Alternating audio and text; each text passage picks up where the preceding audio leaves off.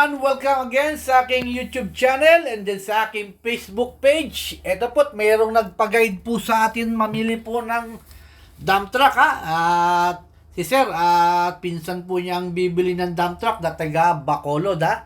Ito po, iniikot-ikot muna natin si Sir dito sa mga yardang hindi pa niya napuntahan. Pero actually si Sir nag-iikot na po sa mga yarda ha. Mga isang araw na siya nag-iikot and then sa pangalawang araw tinawagan niya na ako. And then nagpatulong na sa akin maghanap po ng kanyang hinahanap na dump truck ha. Semi-long po yung hinahanap niya. Semi-long dump truck. At medyo pinapapili natin si Sir ng maayos na truck. Pero yung huling papakita ko sa yung video sa napili niya, bawal sa maselan yun ha. Medyo as is condition pa yun. And then ipaparecon po namin ha. And then, syempre, pag na-finish product na yon, ipapasilip ko din po sa inyo yon.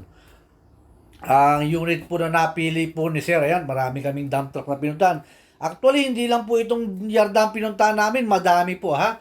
And then si Sir din, madami na rin siyang naikutan na yarda. Wala siyang napili dahil, syempre, ang gusto niya maganda. Para po sa pinsan ni Sir ha.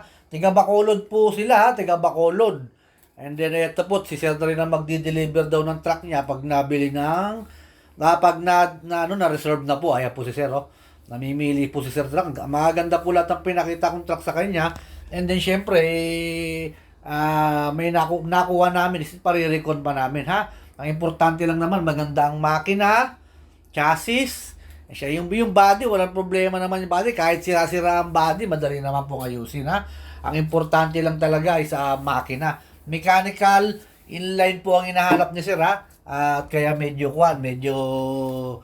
mahirap din hanapin ngayon ng mechanical inline kung meron man at medyo mataas ang presyo ha.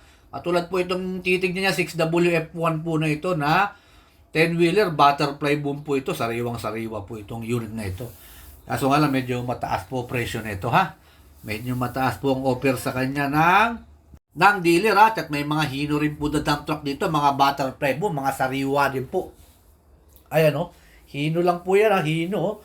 Ayan po, kita nyo, napakasariwa po ng mga chassis po na ito. And then sa makina po, okay na rin po, makina po ito, napandar ko na po dati ito. And then ito po yung napili nila o, 6WG1 na mechanical inline, as is condition. Ito po yung mga kasama ni Sir o. Ayan.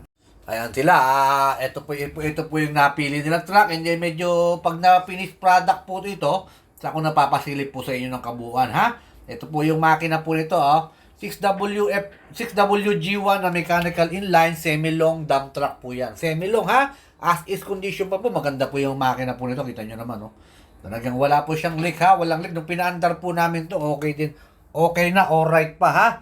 Kaya po, yung pang-ilalim nito, medyo may mga nabakbak na pintura na, pero okay pa naman, hindi naman po butas yung yung chassis, walang dugtong. And then ipariri ko na lang po namin. Medyo sa maselan, medyo hindi pwede to. Pero sa aming inspection, tatlo lang po kami nag-inspection nito. Talaga naman, wala naman pong bulok yung kanyang chassis ha. Walang dugtong ha. And yung rusty lang ng konti kasi yung mga kalawang ay may mga kalakalawang din.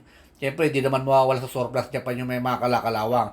And then hanggang dito na lang po muna ang aking video ha. Ipanasilip ko lang po sa inyo. Ito, pag natapos na po, na finished product na po itong 10-wheeler dump truck semi-long na 6WG1 na mechanical inline, siyempre ipapasilip ko rin po sa inyo pag natapos na po ma-recondition po ito ha. Ayan po, kita nyo naman semi-long po yan ha, mahaba, medyo mahaba na rin po yan ha. And then, once again, maraming salamat po sa nanonood ng Subic Truck TV. Ito muna po ang munting video yung ipapasilip ko po sa inyo. And then, syempre, babantay-bantayan din natin to. Pag na-finish product na po ito, ha? Ipapasilip ko po sa inyo itong nabili ng taga Bacolod, ha? Mga taga Bacolod dyan, ito po, kababayan ninyo, ha? And then, once again po, maraming salamat po sa inyong panonood ng Subic Truck TV. And then, mabuhay po kayong lahat. Thank you very much again.